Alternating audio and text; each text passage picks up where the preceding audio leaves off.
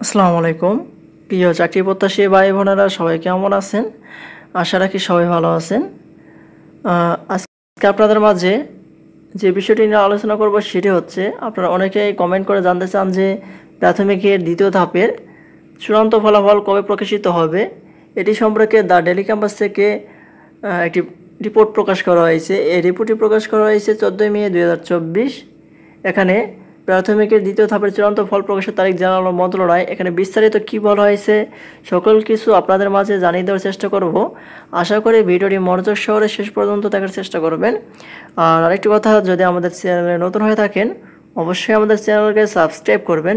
Already subscribe করা থাকলে অসংখ্য ধন্যবাদ।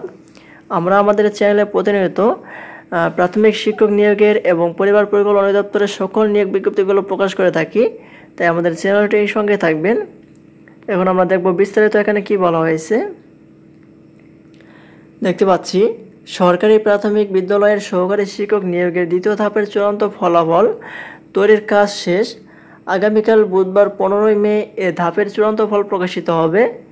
আগামীকাল হচ্ছে 15 মে এ ধাপের চূড়ান্ত ফল প্রকাশিত হবে বলা হয়েছে।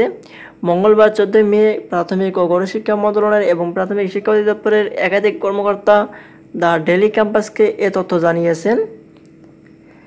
প্রাথমিকের শিক্ষা অধিদপ্তরের একটি সূত্র জানিয়েছে, দ্বিতীয় ধাপের রাজশাহী, খুলনা ও ময়মনসিংহ বিভাগের 22 জেলার মধ্যে একটি জেলার মৌখিক করে অধিদপ্তরে পাঠানো হয়েছে।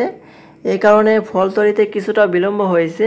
তবে সব বাধা অতিক্রম করে সামগ্রিক ফলাফল তৈরির কাজ শেষ করেছে বাংলাদেশ প্রকৌশল বিশ্ববিদ্যালয় বুয়েট।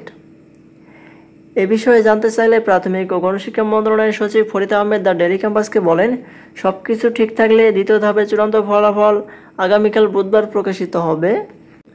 এর আগে গত 2 ফেব্রুয়ারি 3 বিভাগের 22 জেলার পরীক্ষা অনুষ্ঠিত হয়। মোট পরীক্ষার্থী ছিলেন 4,39,443 জন। গত 20 ফেব্রুয়ারি প্রকাশিত ফলে 20,667 জন উত্তীর্ণ হয়েছেন।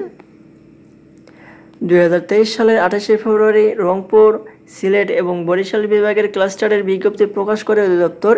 এরপর 22 মার্চ রাজশাহী, খুলনা ও ময়মনসিংহ বিভাগের বিজ্ঞপ্তি প্রকাশ করা হয়। এরপর 17 জুন ঢাকা ও চট্টগ্রাম বিভাগে নিয়োগের জন্য বিজ্ঞপ্তি প্রকাশ করা হয়। প্রথম ধাপে 3,60,700 জন, দ্বিতীয় ধাপে 4,59,438 জন এবং তৃতীয় ধাপে 3,40,000 প্রার্থী আবেদন করেন। বর্তমানে প্রায় 8,000-এর বেশি পদ শূন্য রয়েছে। এখানে বর্তমানে প্রায় 8,000-এর বেশি পদ শূন্য পদ রয়েছে এখানে বলা হয়েছে।